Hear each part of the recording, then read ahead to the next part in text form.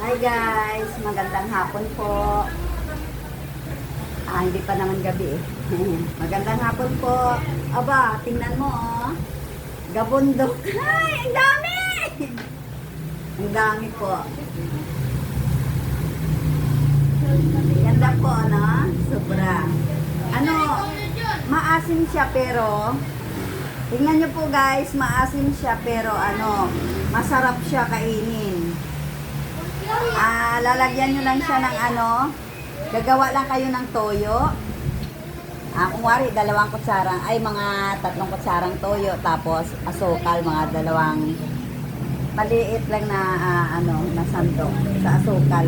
Paghalo nyo asukal at saka toyo, yan, ang sarap. Tingnan nyo guys, oh. Hindi siya maasim. Maasim siya pag ito daw ay manggang kalabaw. Maasim daw siya. Maasim siya. Pero pagka na sausaw mo na po sa toyo, sobrang sarap. Ulit. Yan na.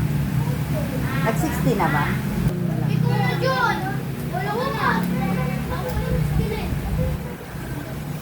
Pag ipakita ko lang na. Ipakita mo yung laging mangga. Hello guys, i-follow nyo po ako sa aking page po Saka kung sino po ang may magandang loob po, humihingi po ako ng konting tulong po sa sa star ko po. Pinopromote ko po yung star ko po. Thank you po sa nakaintindi sa akin po. Maraming salamat.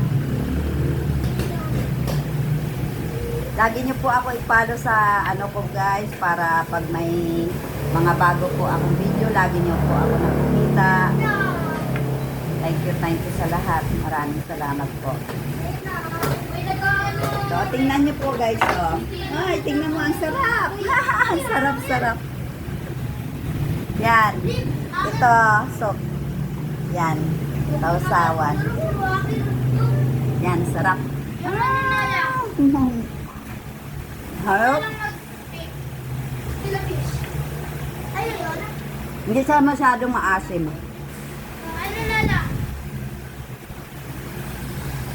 Ano daw to eh? Yung nga ito, manggang kalabaw.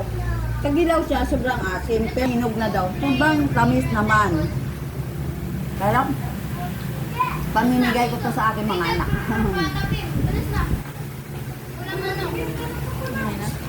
Hanggang dito na lang yung aking video guys Maraming salamat po.